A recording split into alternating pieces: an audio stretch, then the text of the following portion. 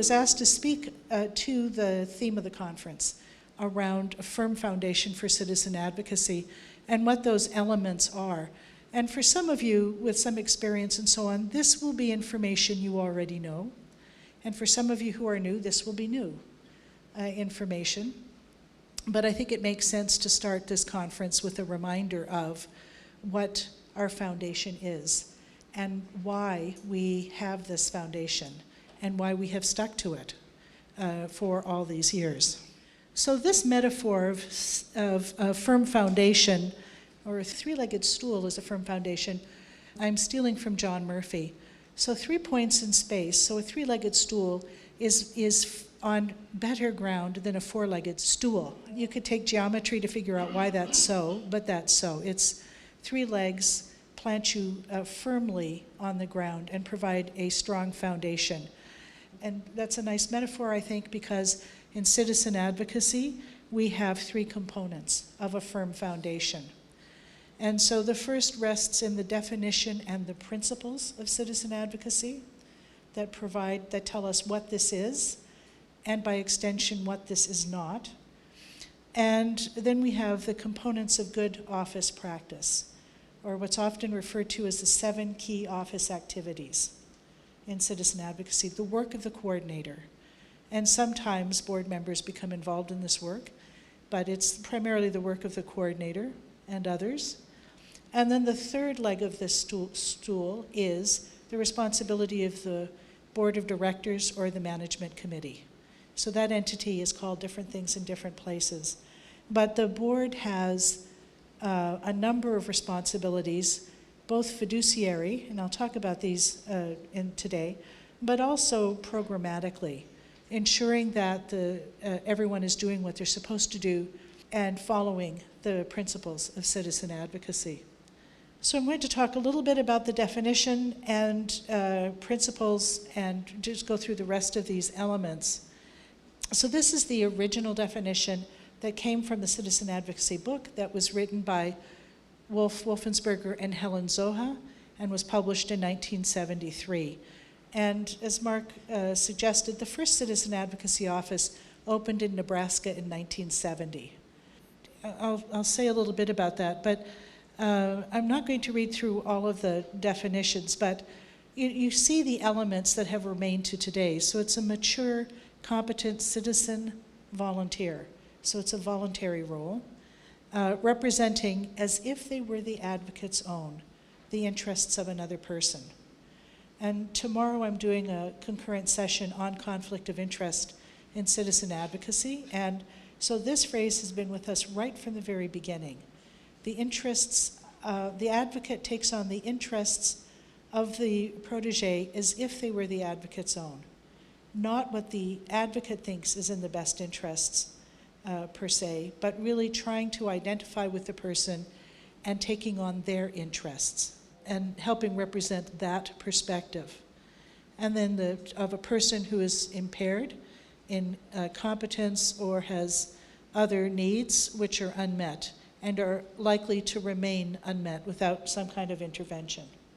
So that's at the start of all of this. And then at a conference in Nebraska in 1990, people got together and they came up with this much longer definition. Some of the elements here are important, I think, to acknowledge. And so it's citizen advocacy is a means to promote, to protect, and defend the welfare and interests of and justice for individuals who are impaired in specific ways. So again, that word interests comes up, as does protection and justice.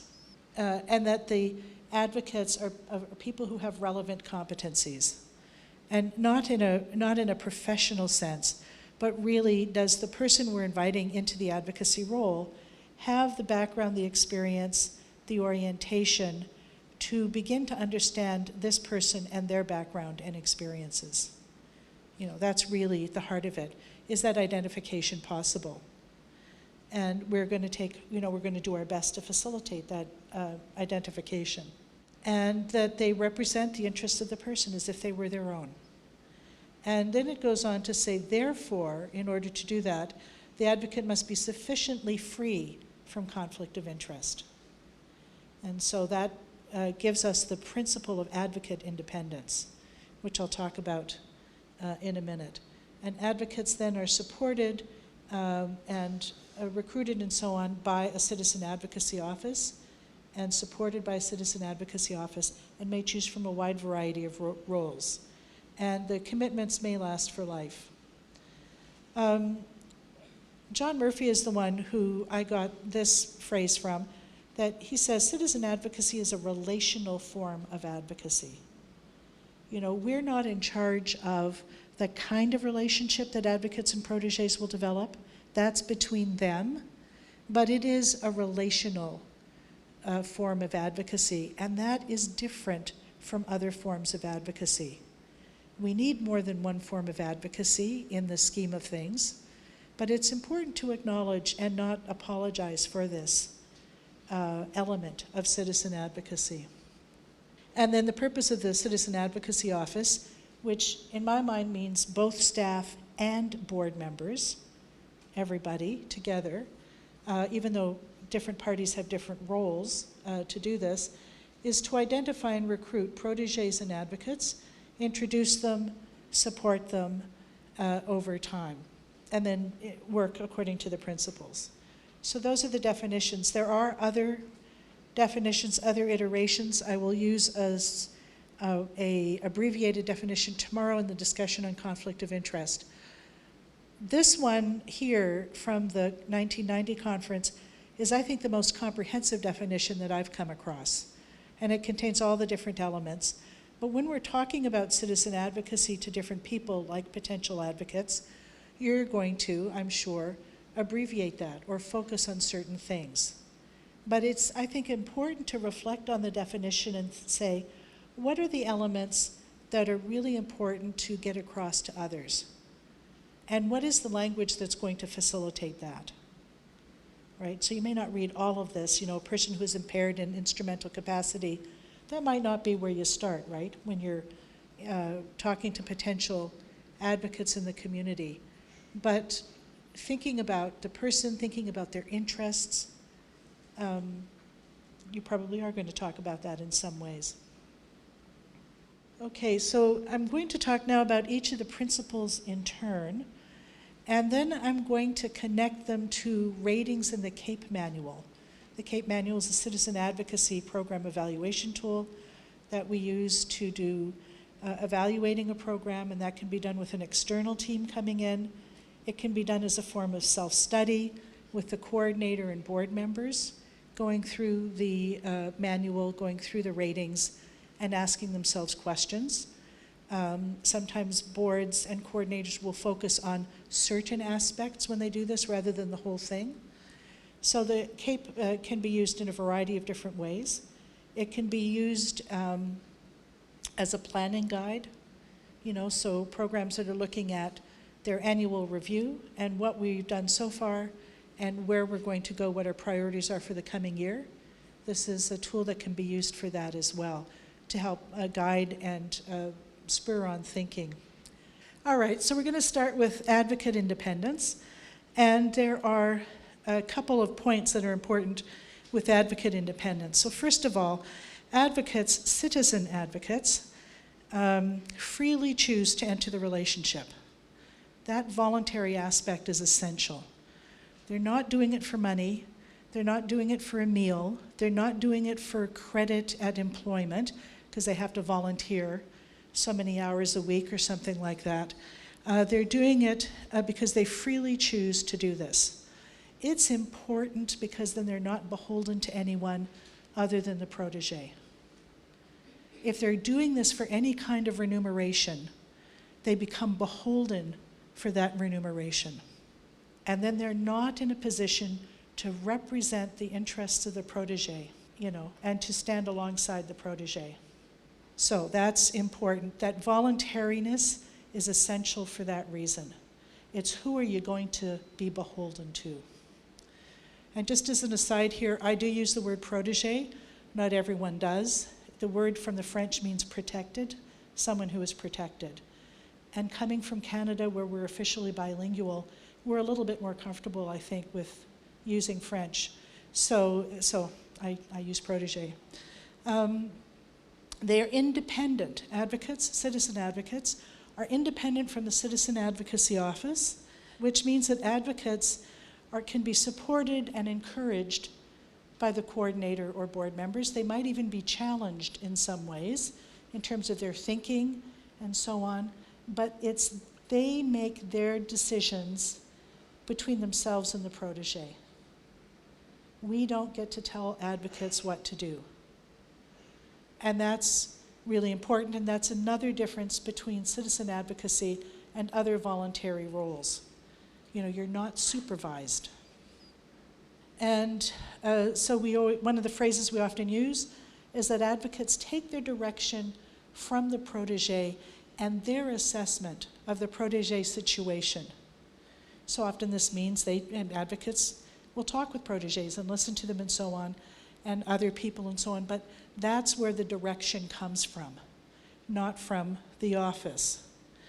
And this is an aspect that's really hard for the human service system and for other voluntary organizations to get. And I know you know this, some of you have been around for a while. They just don't get it. And when we talk about it, they go, oh, all right, and they don't get it, and it comes up. And so like broken records, we have to go over this again and again and again. It's worth repeating. Because until there's a situation where an agency, human service agency or whatever, doesn't like what the advocate is doing, and they call you up and say, you have to get the advocate to do something else. And then you have to say, they're not our volunteer, And then they'll learn to live with that, but they may not understand it, and often they don't like it. So we're protecting, as a matter of principle, the independence of the citizen advocate to take his or her direction directly from their understanding of the protégé situation. And so as an important component of advocate independence, we have primary loyalty to the protégé. And this looks at what we do as initiators of citizen advocacy matches to promote with the advocate, the potential advocate, the advocate, and others, that they understand that the primary loyalty of the advocate is to the protégé. That's who they identify with, or that's who we would like them to identify with. And while they may take other people's interests to, they can consider them, they're looking at the interests of the person, not the human service, not other NGOs that may be involved, not even the family of the person. Because while the interests of the individual and the family may have some commonalities, there are also going to be some differences. And I'll talk more about this tomorrow in conflict of interest. And so the focus is on the person for whom we've recruited a citizen advocate. So these are words, but they are more than words. They're the principle with which we do our work. And I think it's important to be reminded of this over, every so often, to remind ourselves. Okay, so we have in the CAPE manual several related ratings where we try to get at how well is advocate independence being promoted. Let me say one thing about CAPE, about that whole process. CAPE teams interview coordinators, board members, advocates, and usually get to meet at least a few protégés, although we leave that up to the advocates, when they're asked for interviews. And we don't grade or rate advocates and how well they do. And even though we say that, sometimes advocates think that's what we're doing. And so we say, no, what we want to do is find out what the work of the office is like and what happens with the work of the office. And of course, it's really helpful to talk to you to find out what the office has done. So when we look at advocate independence, we're looking at what has the office done, staff and board, to take this into consideration and to promote this in how they recruit citizen advocates and how they provide an orientation to them and ongoing support. So when the advocate calls and says, this is the situation and I'm not sure what to do, the coordinator says, well, this is your decision that you're going to take with the protege, with the person, and, maybe here's something to think about, But you're always reminding the advocate about their independence. So one of the things we look at, there's a rating on unpaid or voluntary roles. Are they clear about this? How do you promote this? Are advocates receiving some kind of remuneration in some way or not? So we ask that question, and we ask the coordinator about that directly, and then we pay attention to what advocates tell us. Loyalty to the protege. And so there are a list of things we try to consider to determine. We don't say when we're interviewing advocates, are you loyal to the protege? But rather we say, tell us your story. How did you meet? What are the things that you've done? What's happened? And sometimes people have been together for decades. So tell us a bit about your history together. Sometimes the coordinator has told us about a particular story, so we might ask about that. We get to look at the files and so on, so we might know of certain situations, but we listen for how the advocate talks about the person, how they make their decisions, how they interact with the person if they're both there. And those are really powerful ways, or those are good ways to get powerful information about the orientation of the advocate and the loyalty of the advocate to the person. And then advocate practice. And so that is, what are the things that advocates have done? This is not to rate the citizen advocates, but rather it provides us information about, okay, there's been spokespersonship here. The advocate has taken on the system, or the advocate has helped the protege to represent himself or herself in this venue or setting, whatever it is. And in an evaluation, we ask them for their stories. What have you done together? What are some of the things you've done? And so just as one example that does come from this country a number of years ago, these two lovely women, we met them in a restaurant, and they were late. And we thought maybe we had messed up the appointment, but they came in and they were screaming with laughter. And they sat down and apologized and said, we were at the bank. And we said, okay. Well, as it turns out, the protege really wanted to make a trip to another place, and they realized that she was going to have to save some money, and they realized that they would have to set up a separate bank account so that she couldn't have easy access to it, so that it would stay intact, so they had enough to travel. Anyway, and they decided they would make a run to the bank before they met us, and they came in, as it is, you get to the bank, there's no parking. Then you get inside, and there's a huge lineup. And then you get to the teller, and you forgot your bank card. So there are all these things, and at every step of the way they said, we're just going to be late. And this was before cell phones, so they couldn't call anyone. And they just showed up almost half an hour late, sat down and said, we need coffee. Okay. But just in telling us about that interaction, we learned a lot about what the advocate had done with the protege around setting up planning, taking the protege's interest in making this trip seriously and respecting that desire.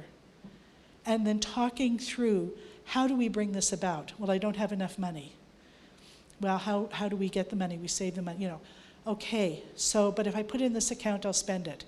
Okay, so maybe we should set up a separate account that you can't use your bank card to get. You have to go to the bank to access it. Can we do that? Yeah, we can do that. Going to the bank and setting it up.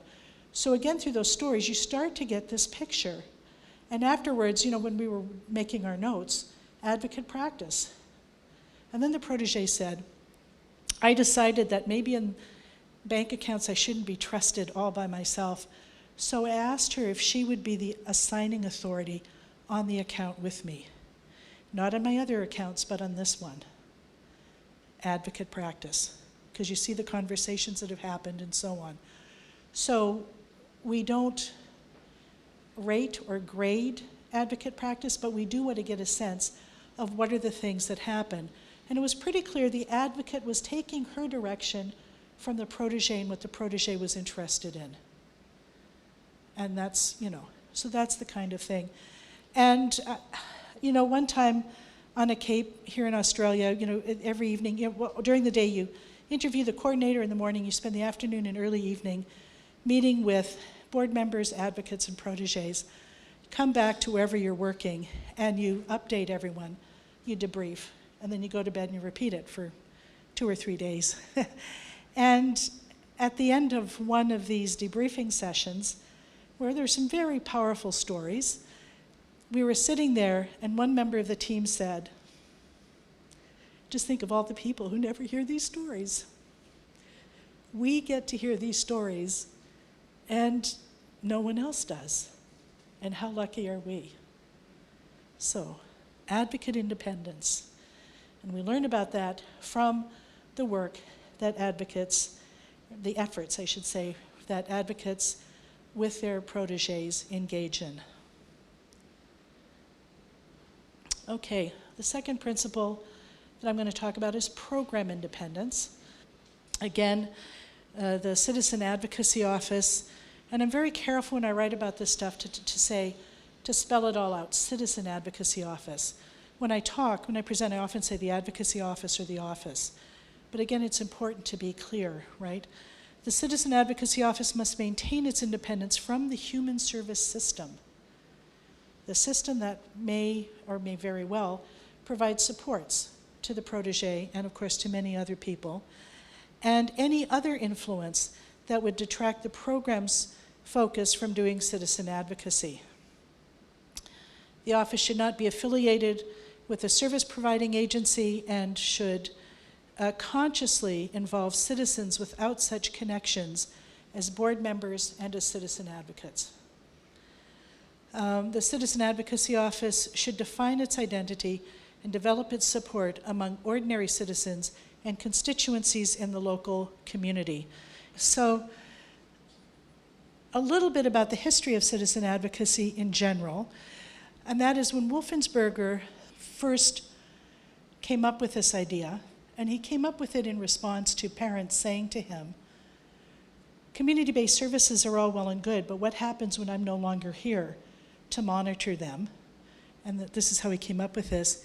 He, at the same time, was working on a comprehensive community-based service system. So he envisioned a wide range of services and supports that would be available for people, families, and individuals with disabilities. He also envisioned a complete range of advocacy and protection services, of which citizen advocacy would be one part. So that was the assumption from which he was working. And he also saw, as part of this development, that family organizations, and the family started by running the first community-based services, at least in North America, and I think it was the same here. There were segregated schools or no schools, and parents they started the first classes. They got space in church basements or wherever, picked children up, taught them, and eventually got the school system to pay for this and then to run the services and then to have the education become more integrated and inclusive, and the same for adult services and so on. And so Wolf saw thought, and he wrote about this, that the parent organizations would spin off these direct services, residential, vocational, education, and so on, and maintain a role of advocacy. So parental advocacy, family advocacy, support for families, education, and so on, public education, providing information to the public at large, and perhaps demonstration projects. So if there's a particular service that no one would do, that the parent organization would get funding and run it as a demonstration project in order to validate it and then spin it off and not be involved in running services. So within that framework, he said those parental organizations could be running citizen advocacy, or at least have citizen advocacy offices associated with them, because this is an advocacy form. You know, it's advocacy, it's not, hard service provision.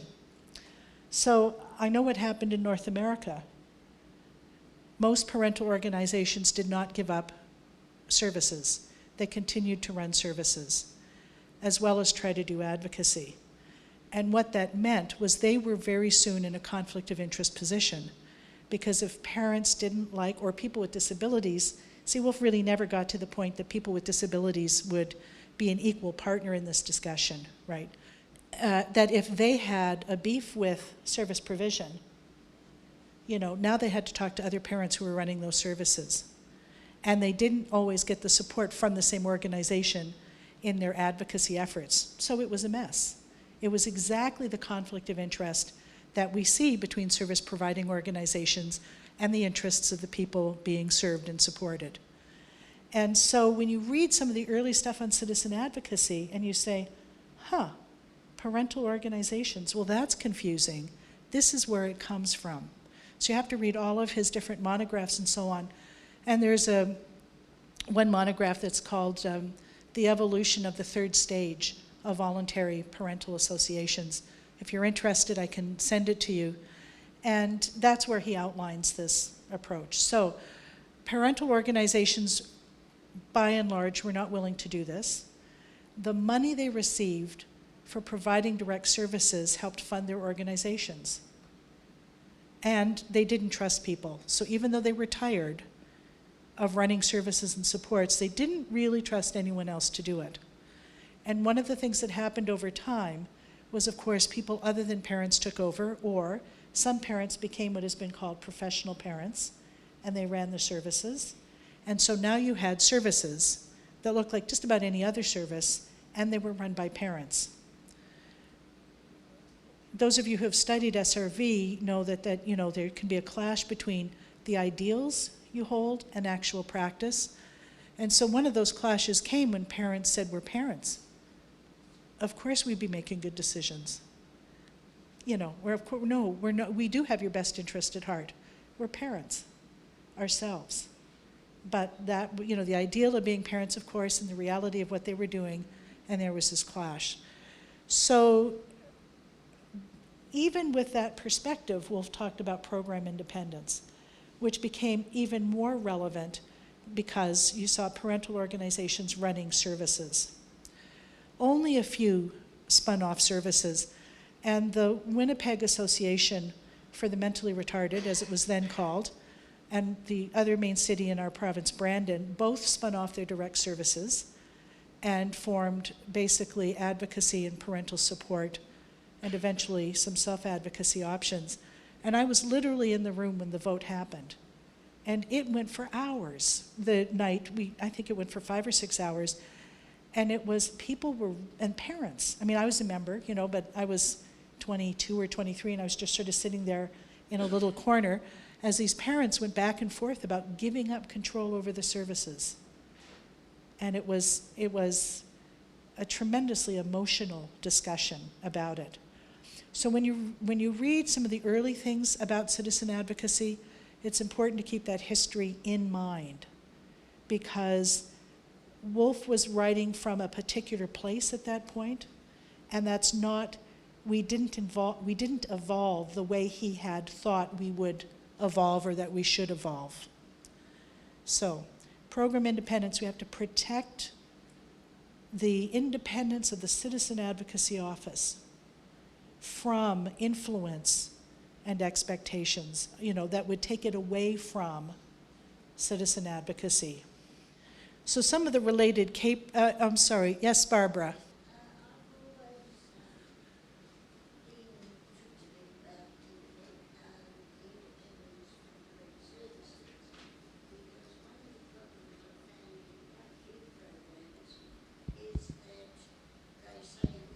We will not become involved with other citizen advocacy programs. And that, I think, is a real hazard, and I think it needs spelling out a little bit better than CAPE, which was written a long time ago, when that was taken for granted. Yeah. And boy, do we need it here. Okay, so... Thank you. Okay, thank you, Barb. So the point is, and I will talk about it a bit, so independence of citizen advocacy offices from the human service system and so on does not mean that you never talk to other citizen advocacy programs. And in fact, there is a rating in CAPE that's called Connection to the Citizen Advocacy Movement, where we look at that precisely. You got to be connected to other people doing citizen advocacy. So the related ratings in CAPE that try to get at this idea of program independence is independent administration and location of the office. So where is it located? Who are you connected to? And the office location, separation of citizen advocacy from other advocacy services. This is an issue you in Australia have had to deal with. More so, I think, than in North America, this particular issue. And independence of funding sources. Anytime anyone takes money from someone else, there are strings attached. There are always strings attached to money, right? So as we do our work, we have to pay attention to those strings and balance them off and be very aware.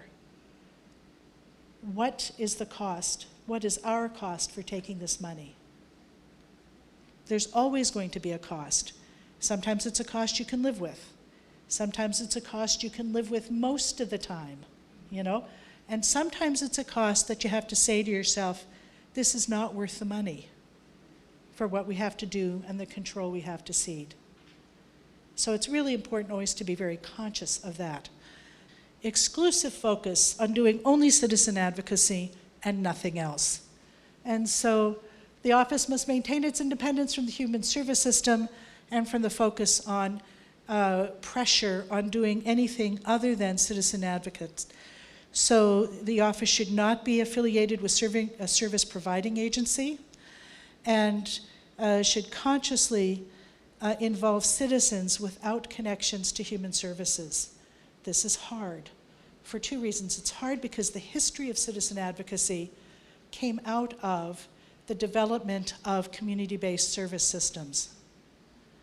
And many people who entered human services, or that work in the 70s in particular, started with an ideal about wanting to change the world, and at least wanting to change the world for a certain group of people or for this person. So there was very good intentions along with this work and a lot of passion. And even with that, we have these competing interests. And the default inevitably goes to services as opposed to advocacy. And so we say that we have to acknowledge this reality, and we have to make sure that in all aspects of the office, we have a separation. Now, many of us who have been involved with citizen advocacy for a long time had hands in service provision. That's me. It's John Murphy. That's a lot of people. And so there has to be and others, it's not just us, but you have to have this break in your mind, you have to have this break in the way you think about things, and you have to be clear about where your stance is. And so when you operationalize it by saying exclusive focus on citizen advocacy and nothing else, there are all kinds of things in the world that would be good to do. And so we talk about this. In citizen advocacy, we often say other worthy things. This is a great thing to do, and you should not be doing it if you're doing citizen advocacy. So as someone who's been on a number of CAPE evaluations, this is probably one of the hardest things to say, because the people are committed and they mean well. They're not being jerks about this. Let's see how much money we can take and run to Paris with it. They want to do well, and you have to look them in the eye and say, if you do this, over time, this is what is going to happen. And it's really hard when they say, no, we're going to be different. Because as it turns out, no, they're not going to be different. And it's not them, it's the way of the world. And so those of you who've studied SRV, social devaluation, and so on, you've had some chance to think about this coming from a different way. So anyway, exclusive focus on citizen advocacy and nothing else. Citizen advocacy is small. It's only one thing. It doesn't cover the whole waterfront, and it's, you can't have delusions of grandeur about it. Let me just say, because I see people taking photographs, the organizing committee has these slides, and I think they're going to make them available to people. They have my permission to make them, at least my slides, so I should have mentioned that earlier. Related KPS, and those of you who are taking notes, I'm so sorry. As a professor, I'm kind of used to people taking notes, and in fact, I worry if they don't. But you're not my students, and I'm not grading you on your notes, so. There are times when I teach, especially in summer school, when you do 4 hours a day, you start early in the morning, and people are sitting there with their first cup of Starbucks, and I go, okay, I need you guys to exhibit some student-like behavior, like write some notes or something. Because you see them. Okay, so the related CAPE ratings to this principle is a rating called Focus of Staff Role Definition. I do citizen advocacy, I don't do anything else. Staff independence from other advocacy forums. I don't go to meetings of this council and do that and so on. Ties to the citizen advocacy movement. How are you connected? And at the coordinator to coordinator, at the board member to board member levels, but also at the program to other programs. One of the things I think people in citizen advocacy here in Australia have been good at is maintaining connections with each other. And when you meet, and I've been at several of the meetings, people from all across the country come. That would be unheard of in North America, I have to say. That's very unusual. And yet here, I've been invited to some of those meetings. You've got people from all of the programs across the country. So you've made that commitment, and good on you for that. I'm sorry? Okay, Barbara, you got a minute. Thank you, and that was delightful to hear. The one thing that I feel used to be, I don't know common practice, but the value in sharing their CAPE reports when they've had a CAPE evaluation is immense. I got my first education in Georgia, and they just had 3 CAPE evaluations. The wallpaper was still up on the wall, and they walked me, the senior person in charge at Georgia walked me through those evaluations. And it just opened a world of difference for me coming in as a complete novice. And there's often been a feeling that, I don't want to show that we should have done something, or we could do something better, or we didn't do that very well at all. Then, I don't want next door to know that this is so. And I just wondered if you had any thoughts on that. I think that's a fair point. So I'll say 2 things to that. First of all, when I team lead, the report belongs to the office. It doesn't belong to the team. The team is quite invested in it because along with the office, I'm looking at Donna, along with the office, we do all this work. And some team members think we're the only ones who did work and don't appreciate the work that the people in the office did in preparing for us to come. Team leaders know that, but sometimes team members aren't fully aware of everything they do. Talk to Donna Duncan as someone who's been working to get ready for a CAPE in a few weeks from now. So teams often think, we're invested in the whole process and invested in the report. But ultimately it belongs to the program and not to the team. And the program gets to decide what to do with it. And as a team leader, as someone on a team, that's my bottom line. It belongs to the office. They get to decide. Some offices have, as a matter of ongoing practice, shared their CAPE reports. Citizen Advocacy of South Australia is one. I think all of your reports have been made public. Sometimes offices will share a report, but not all of them. But that's their decision. So speaking as a team leader, that's the decision of the office.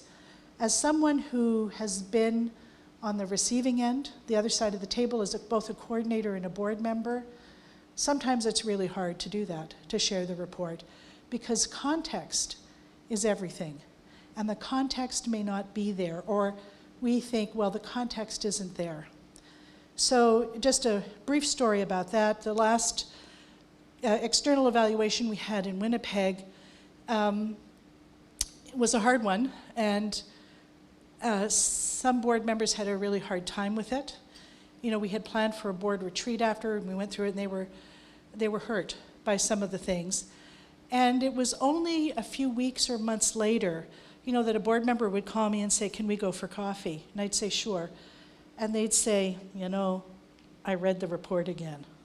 And you know, that point they made about such and such, oh, maybe we should talk about that.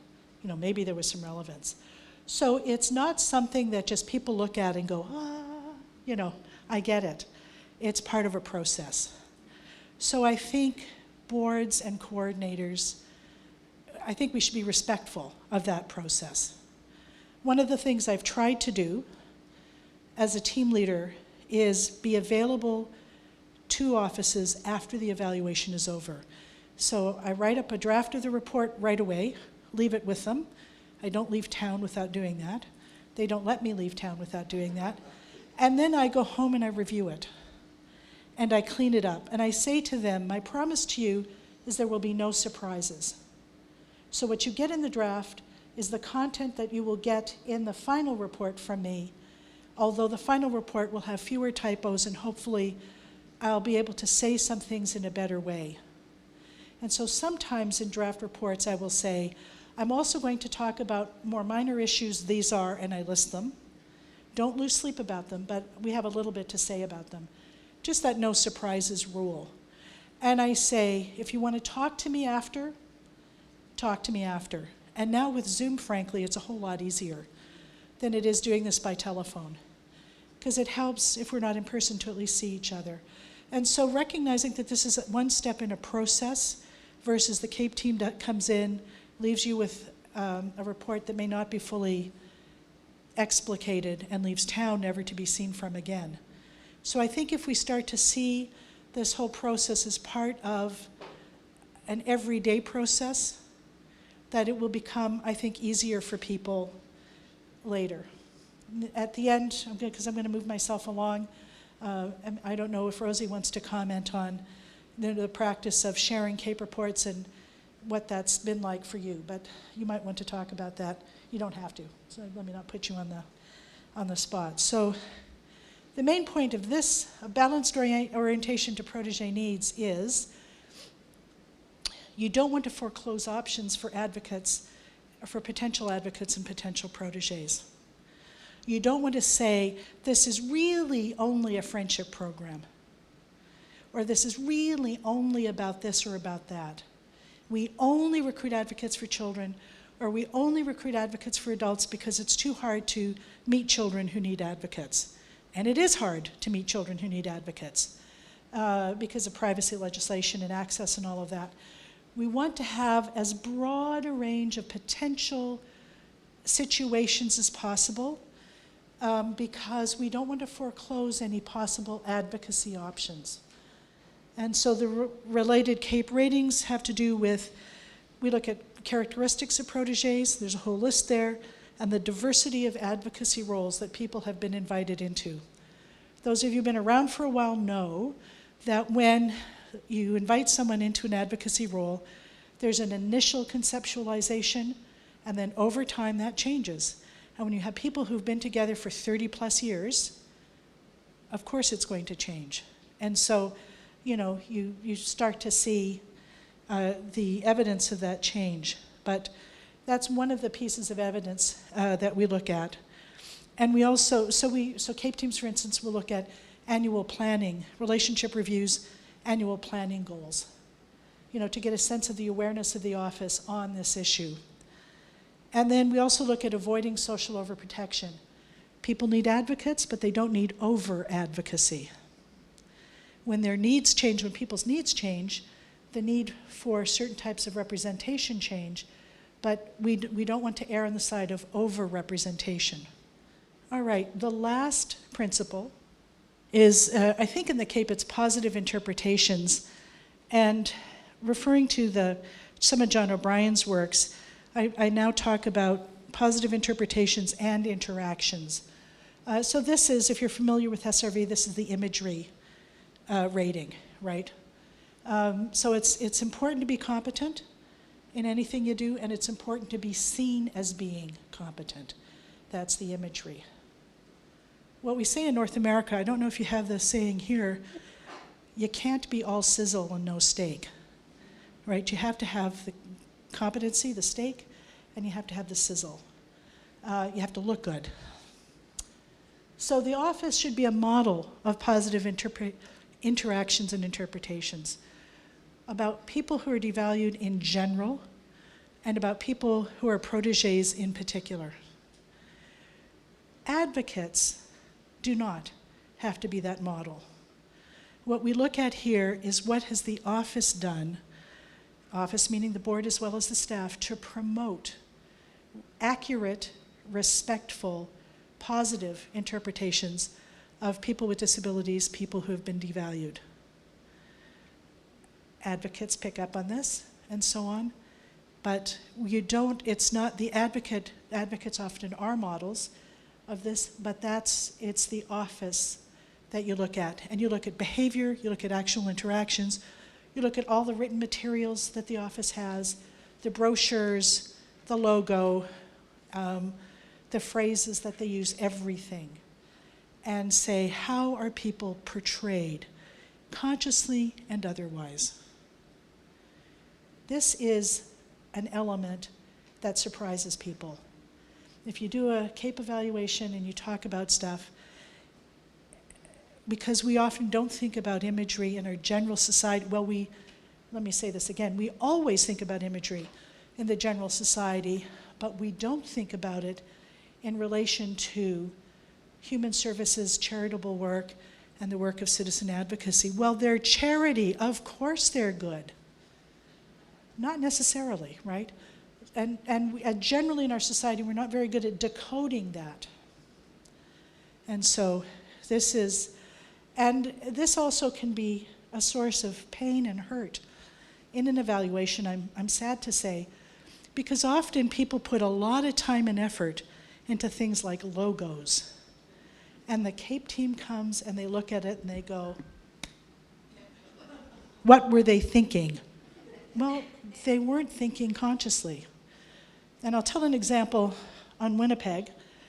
I was on the board. We had recruited a couple guys who really wanted to help develop a fundraising plan. And I said, can I talk a little bit about imagery? Well, we all know, know all about imagery. And anyway, I handed out something to read and all that kind of stuff. And then the board meeting came where we looked at a draft of the brochure. And among other things, it had a lot of rocks and stones and plants and little animals. And I looked at it and I said, remember when I said we should talk about imagery? And they all looked at me and I finally just said, we have to get rid of the critters. Yeah, it's not a gardening organization. We can't have butterflies and dragonflies and ants and ladybugs and rocks and stones and ferns. We have to get rid of all of that. And the people who had worked really hard on this brochure looked at me, and one woman cried. And I said, I know you've worked hard, but we don't want to associate ourselves or the people, with animals and with mosquitoes and pests. We can't do that. And they did it, but I kept one of those brochures, just as a reminder. They put a lot of time and effort into it, and even with me yammering away in the background. So if you ever want, a really good presentation on this, I'll implicate John Murphy. He has put together a presentation on imagery using only examples from citizen advocacy sources. And I've seen him present this more than once, and he always says, and people have freely chosen to share this stuff with me. I didn't go looking for it. It was in the newsletters. It was in the mail. It was on their websites. they're sharing, and of course you watch it and you just go, you laugh, and then you kind of go, oh, those laughs where you kind of go, oh, did we destroy all of those things, So what we look for here is the way the staff and board promote positive interactions and interpretations. Why is this important? Because we want people in the community to see people with disabilities, people who are impaired, people who are at risk of social devaluation, in ways that they feel they can approach them and interact with them and connect with them as fellow citizens and not as a charity case or worse. That's what this is about. Okay, and the rating for that is called Positive Interpretations and Interactions, so you've had it from me. All right, so these are the elements of good office practice. All the key office activities, I'm not going to go through all of these, but this is just a reminder. And on a CAPE evaluation, you go through these at great length with the coordinator. And when you meet with advocates, you say things like, how did you meet? How did you meet? And sometimes they'll go, how did we meet? And then they sort of somewhere in the middle, they go, I think it was, I'm going to pick on a couple people, I think it was Rosie. I think Rosie asked us to come out for coffee, or asked me to, she wanted to talk to me about something. Yeah. So they don't always remember. Sometimes they're very clear about it. So-and-so called and said, I belong to this organization, would you be willing to talk to? A lot of the times they don't remember. They kind of remember someone talked to them about something or other. The coordinator usually remembers what happened, and so that's where you start. And so you start with recruiting proteges first, as you know, then you make a plan to find an advocate, and then you bring them together. There's a number of steps there, it depends on the situation and the people and so on. And you then wait to see independent advocate action in terms of the protege, and at some point you send a match letter, a letter that says, congratulations, you don't necessarily say it's a match, you say, I've had a chance to see you and so together, and da-da-da-da-da-da-da. And then the office moves into the role of ongoing support. It's not your relationship. So one of the ratings from CAPE that I added here is sufficiency of office staff. So that, do you have enough coordinators, support staff, whatever, to do the work? Because of course there's an implication there. All right, very quickly, here are the responsibilities of the Board of Management, Board of Directors, Committee of Management. It gets called different things in different places. And these really speak to the responsibilities as outlined in CAPE. Community leadership involvement. So is there feasible governance and guidance structures in order to maximize the participation of local citizens involved in the program? To have a balance of skills. I've been on so many boards and we say we need a lawyer, we need an accountant. Those are not skill sets. Those are professions. So it's important as a board member to say, when we say we need an accountant, what we mean is we need someone who feels comfortable thinking about finances and keeping track of finances. And I don't feel comfortable doing that. Doesn't have to be an accountant. It could be someone else. And then you have to have feasible governance and budgets. You need enough board members, you need enough committees. Don't be too heavy of an organization with all these committees, but you need at least a few clear lines of responsibility around getting that part of the work done. And then we look at funding, and we look at long-term funding potential, participation at a local level from funding. We look at how much time it takes to raise the money and who puts in that effort and what does it take away from. That's one of those costs of funding. And we look at program legitimization. Programs gain credibility if they have certain types of funding. They lose credibility if they have certain types of funding, at least within different constituencies in the community. So you have to think that through. What's the cost of taking this money? Okay, I want to spend a bit of time as we wrap up this session on what I see as some of the common issues and struggles of citizen advocacy programs all over. So, citizen advocacy rests upon this understanding of the reality of social devaluation. This is something you study about in SRV workshops and in passing workshops. And so board members and staff need to have an understanding of the reality of social devaluation. Attending an SRV workshop is one way to learn about that, but there are people in citizen advocacy in Australia who can do this because they have studied this and they can teach this. And so you need to, as an office, you need to make sure you have this training, this exposure to this information on a regular basis as new staff and board members come on. Because citizen advocacy represents one effective but limited response to the reality of social devaluation. And so social devaluation is expressed, you see it in the lives of individuals, like protégés. You know, in the lives of protégés, in the lack of a functional human service system that is riddled with gaps and barriers. Maybe that doesn't happen here in Australia, but it happens in it happens everywhere I've been in, right? There are a lot of barriers, there are a lot of gaps.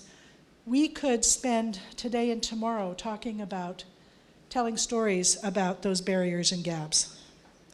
A quick one, I'm a citizen advocate for a woman named Jackie. I've been her advocate since 1980, and over time, she's been very affected by arthritis, and now she needs shoes that are custom made for her feet in order to work. And her first cousin and I were prodding and poking the system that supports her to get these shoes made because we knew they were going to be covered. And it took months, it took over a year to arrange for all the funding. You need a prescription from a physician. And finally, she had an appointment to go to the shoe place. And we got an email from the head of the household that said, we didn't realize Jackie was, well, they knew Jackie was 69, 68 at the time, but the province, if you need shoes custom made and you're over 65, it's a different service system than if you're under 65. And the staff didn't know that. So she started by saying, well, we didn't realize Jackie was over 65. And then she said, well, we did, but we didn't realize the system was different.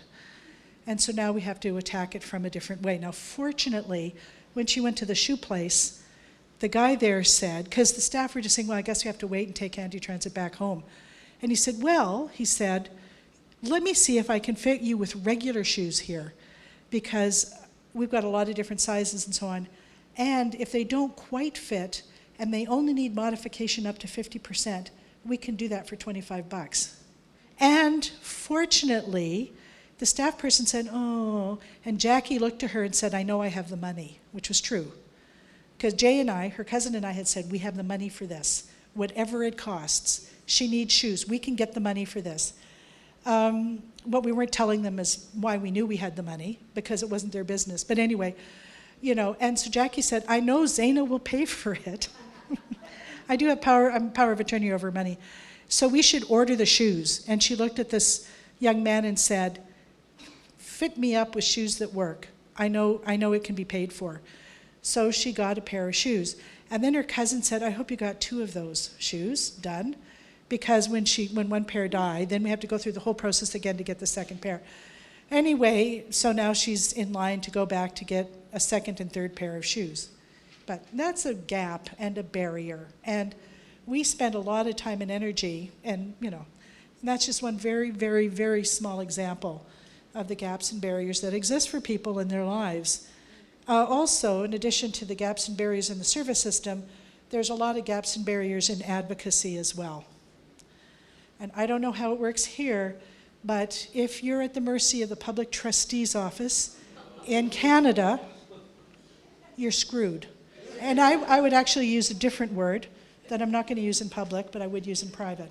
In my work, in my role as a prof and a researcher, I led a team, this report has been made public, on the Vulnerable Persons Act, the Substitute Decision Maker Act in Manitoba.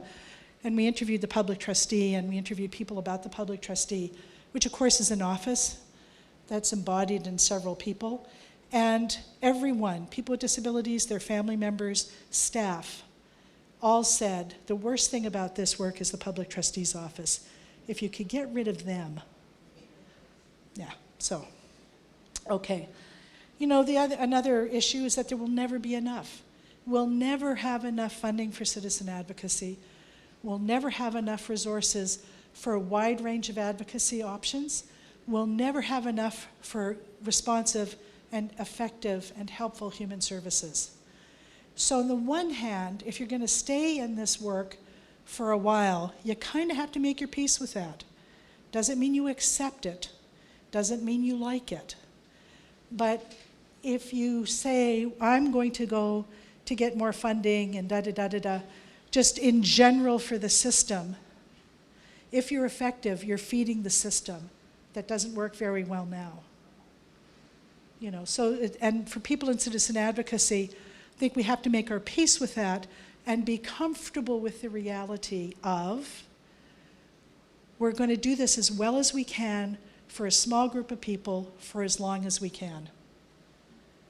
And if that's something that doesn't resonate with you, just understand that you're going to be confronted with that over and over and over again. Because I think that's one of the realities. When I talked about the realities of social devaluation, I think that's one of the realities that comes from social devaluation. As frustrating as that is. Conflicts of interest, and I said I'll talk more about this tomorrow at some point, but lots of conflict of interests we have to face. And I think the most important thing I would say now is to be clear about what those conflicts of interest are in your work and in the program that you're involved with, and to be open and upfront about them with each other. Because when you make decisions, you can say, if we do this, then, that's the minimum, is to be, and then sometimes you have to say, the conflict here, the cost here, is so much that we're not going to go there. We're going to turn funding down because the cost of it is too high. People who want to give you that money will not understand you and will think you're bananas. But there's a truth to that, I think. So there's always going to be a pressure to do other things. It'll come from board members. It'll come from new board members. Often you're so relieved and excited to get a new board member. You think they're a good person, they are a good person. And then if you don't give yourself enough time and them enough time to understand the mission of citizen advocacy, they're going to suggest other worthy things. They may, not all board members do this, they may suggest other worthy things. And then you have to be able to engage them in a conversation about what the cost is going to be. And we don't want to pay this particular cost. And I have seen board members leave because of this. And that's never, so put the time in the beginning to get to know people and be clear about what we do and what we don't do.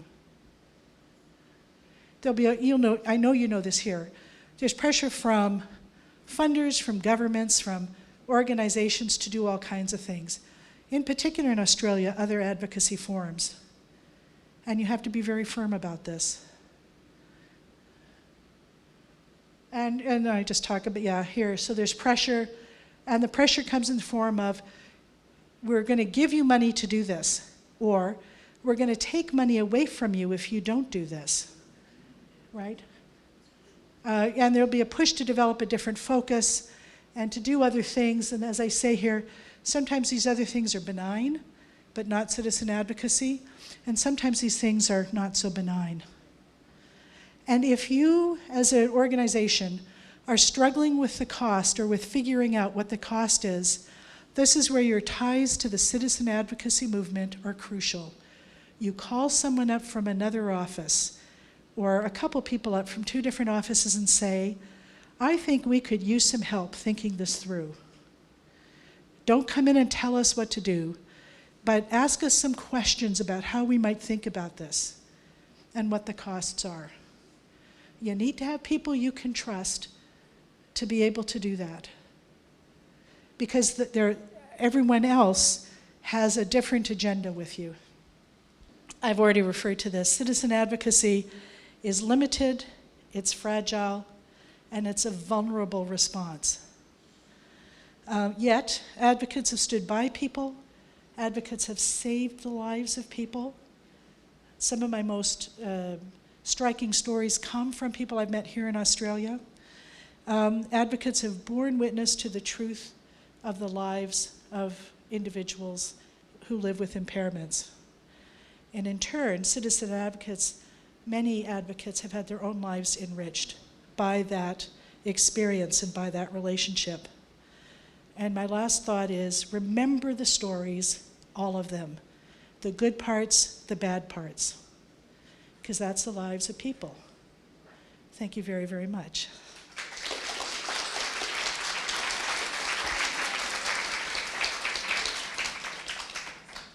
I'll just take this back. Thank you so much, Zana. And we are out of time, but Kim does have a microphone if anyone's got a brief question they'd like to ask Zana. It's probably a little bit of a loaded question, but it sounds to me, Zana, like your analysis of CAPES is born in a qualitative research model. And I'm curious to know, is it a qualitative research model that has been designed out of this work, or are there other models that you draw on to inform it? Yes, it's definitely a qualitative research approach. So is passing. Even though, and I had all kinds of respect for Wolf, he always said it was quantitative, but it is essentially a qualitative approach. Ask me at the coffee break if you want to know the difference between those two approaches. This is the only tool I know around citizen advocacy in particular. Different people have tried to modify it to make sense for them. For instance, in doing relationship reviews, part of the annual review process where only some elements of CAPE are looked at, not all of them, but it is essentially qualitative. And I would say, as a qualitative researcher, if you want to know what people's lives are like, you have to look them straight in the eye and say, tell me about your life. That is essentially a qualitative question. A quantitative question is about measurement. And frankly, in human services, I think we have enough of how many square meters in this bedroom, how many meals, how many calories, how many minutes of interaction with staff. We can find the quantitative measures, and they tell us something, but they don't tell us what a person's life is like. Thanks, Zana. Please show your appreciation for Zana one more time.